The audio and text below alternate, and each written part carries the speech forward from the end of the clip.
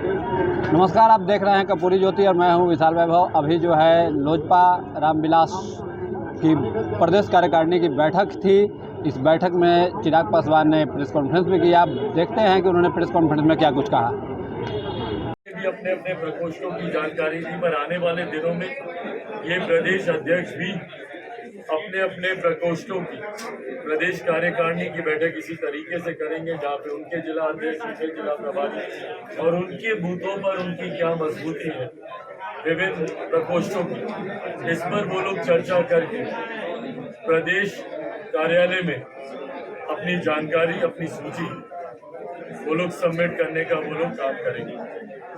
आने वाले दिनों में लोक जनशक्ति पार्टी के चुनाव के मद्देनजर क्या रणनीति रहेगी, उस पर भी आज चर्चा हुई है।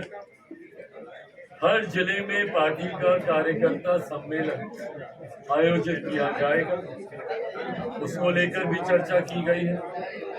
विभिन्न जिलों में कई ऐसे नए साथी हैं जो पार्टी की सदस्यता लेना चाहते हैं, जो अपने अपने क्षेत्रों में मजबूत कार्य कर रहे हैं। कई विभिन्न दलों के सदस्य हैं, कई विभिन्न दलों के नेता हैं और कई सामाजिक कार्यकर्ता हैं जो Lok Janshakti Party Ramvilas Bihar first, Bihari first में अपनी निष्ठा व्यक्त करते हुए पार्टी के साथ वो जुड़ना चाहते हैं। उन लोगों का ज्वाइनिंग का कार्यक्रम विभिन्न जिलों में कैसे है, उसको भी लेकर चर्चा की गई है। आने वाले जिलों में जैसा हमने कहा कि हम लोग विधानसभा को मद्देनजर रखें, तो ऐसे प्रत्याशी, संभावित प्रत्याशी, उन लोगों के विधानसभा वाइज किस तरीके से कार्यक्रम होंगे, उस पर भी आज चर्चा हुई। ओवरऑल अगर मैं इसको समअप करते हुए अगर मैं कहूँ तो पूर्णतः चुनाव को मद्देनजर रखते हुए और चुनाव में हर परिस्थिति को मद्देनजर रखते हुए पार्टी इस गठबंधन के साथ, गठबंधन का क्या स्वरूप होगा, इन तमाम परिस्थिति मद्देनजर रखते हुए प्लान ए, प्लान बी, अंतोगत हम लोग 40 सीटों पर अपनी इतनी मजबूत तैयारी कर रहे हैं और 243 विधानसभा पर हम लोग अपनी मजबूत तैयारी कर रहे हैं कि हम लोगों ने अकेले चुनाव लड़ने का या सारी सीटों तैयारी का हम लोगों ने फैसला किया।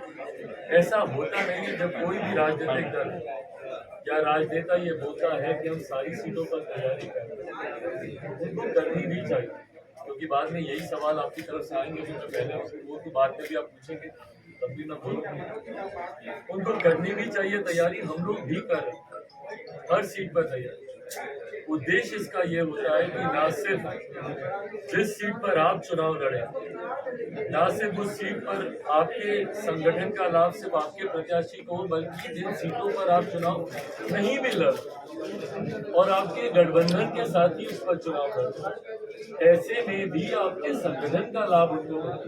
भाई कल को कोई मुझसे गठबंधन क्यों करेगा अगर अधिकांश सीटों पर मेरा संगठन ही नहीं हो? क्या लाभ होगा किसी दल को मुझसे गठबंधन कर?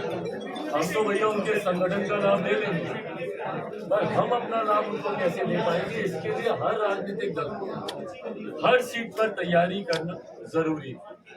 कितनी सीटों पर तालमेल होता है ये गठबंधन के भीतर की बातचीत है, जब ये चर्चा होगी सार्वजनिक इसको किया जाएगा।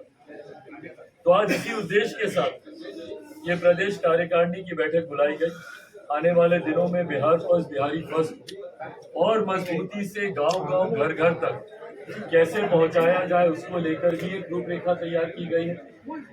कई हमारे प्रदेश के ऐसे सम्मानित नेता हो, अभिनेता हो, खिलाड़ी हो या विभिन्न क्षेत्रों के ऐसे सम्मानित महानुभाव, उनसे भी आने वाले दिनों में लोक जनशक्ति पार्टी के नेता मुलाकात कर बिहार फर्स्ट, बिहारी फर्स्ट की प्रतिनिधि उनको सौंपने का काम करेंगे, ताकि जो बिहार को विकसित राज्य बनाने के रोड मैप के साथ हम लोग के माध्यम से आने वाले दिनों में इनकॉर्पोरेट करने का हम लोग प्रयास करेंगे। अंतोगत्वा हम लोग चाहते हैं कि हमारे प्रदेश के हर वर्ग, संभवतः हर व्यक्ति का सुझाव बिहार फर्स्ट, बिहारी फर्स्ट में सम्मिलित हो।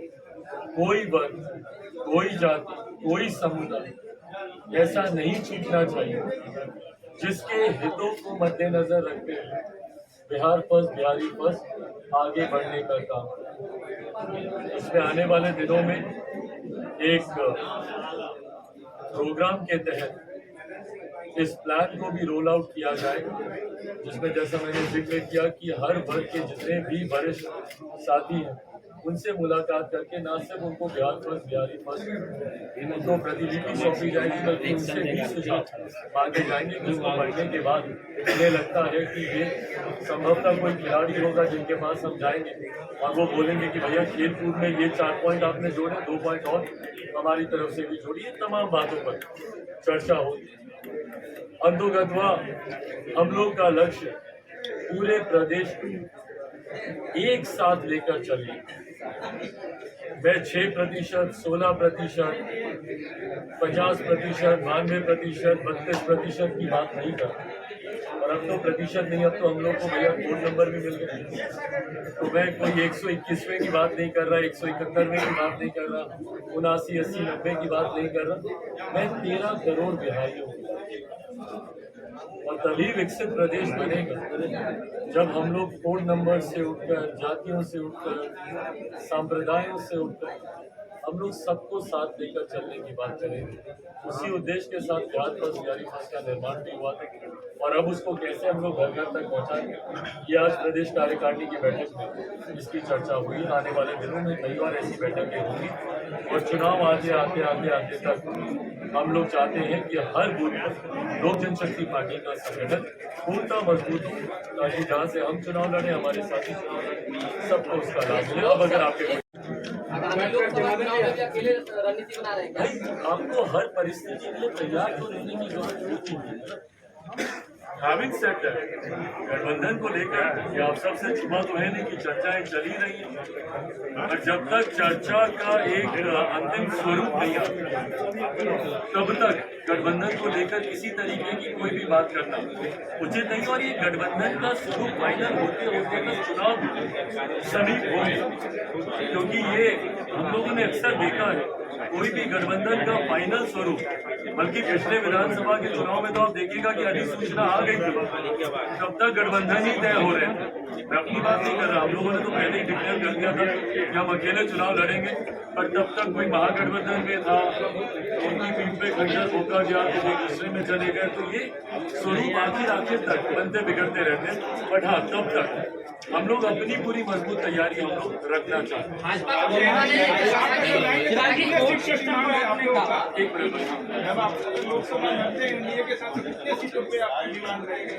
भाई ये गठबंधन के भीतर की बातचीत है। मैं गठबंधन धर्म की मर्यादा को तोड़ूंगा कि अगर मैं सीटों की संख्या अभी सार्वजनिक तौर पे चर्चा करने लग जाऊं। ये गठबंधन के भीतर इसको लेकर चर्चा हो रही है और जब आप सहमति बनेगी तो घोषणा भी करेंगे।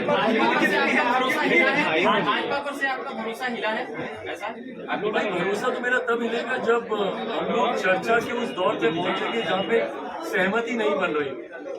चर्चा ने अभी उस तरीके से गति ली ही नहीं और इस बात को मैंने कहा है कि ये हर गठबंधन में ऐसा ही होता है।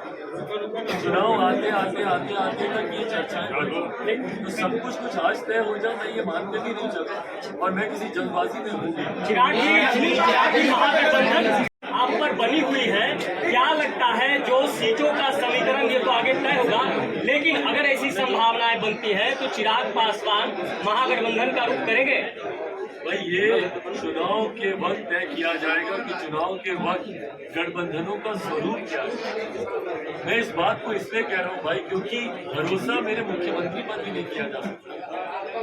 वो कब तक कहाँ रहते हैं, किस गठबंधन में रहते हैं, नहीं रहते हैं। एक बात मैं जरूर स्पष्ट कर दूँ, जहाँ पर मेरे मुख्यमंत्री हैं उनके साथ किसी भी तरीके का समझौता लोक जनशक्ति पार्टी रामविलास के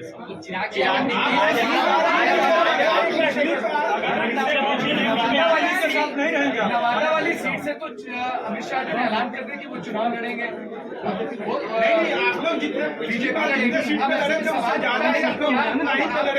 उम्मीद करते हैं जो पहले सीट है उससे मुझे क्या उम्मीद करनी है, वो जिनकी सीट थी उनको चिंता होगी, मुझे किस बात की। पार्टी की? जिनके पास उनके सांसद हैं आज की तारीख में, चिंता उन लोगों को होनी चाहिए। भाई हम लोग तो जब गठबंधन की बात करेंगे, जब सीटों की बात करेंगे, तब हम लोग की दावेदारी अलग है। हम लोगों ने तो किसी सीट पर दावेदारी अभी तक पेश की नहीं। हम लोगों ने तो कहा नहीं कि भाई ये संख्या या ये सीट है, बट जिनकी संख्या और सीटें सामने हैं, चिंता तो उनको होनी चाहिए।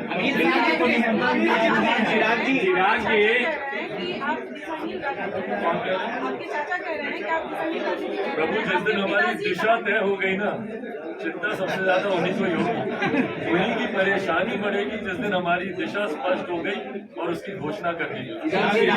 नीतीश कुमार ने आपको नुमाइंदा दिया है कि आज आप क्या जाएंगे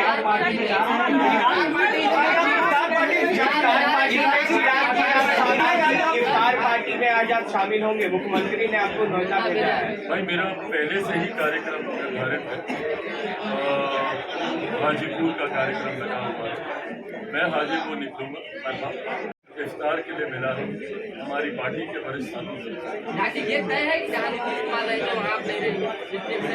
नीतीश कुमार जी से समझौता करना होता तो बहुत समय था। तेजस्वी यादव मैं मानता हूँ जिनकी वजह से बिहार बर्बादी की कगार पर आकर खड़ा, जिनकी वजह से बिहार से युवाओं पलायन बढ़, जिनकी वजह से आज भी बिहार के युवा शिक्षा रोजगार के लिए दूसरे प्रदेश जाते, जिनकी वजह से बिहार की अर्थव्यवस्था पूरी तरीके से चरमरा गई। तो ऐसे में उस व्यक्ति के किसी भी तरीके का समझौता संभव ही नहीं। समझौता करना होता अपनी व्यक्तिगत महत्वाकांक्षा या लाभ के लिए।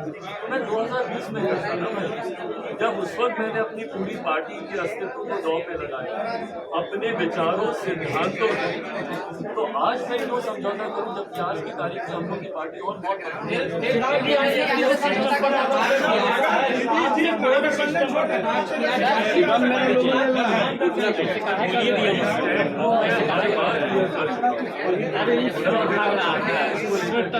पूरा शेयर कर देता हूँ।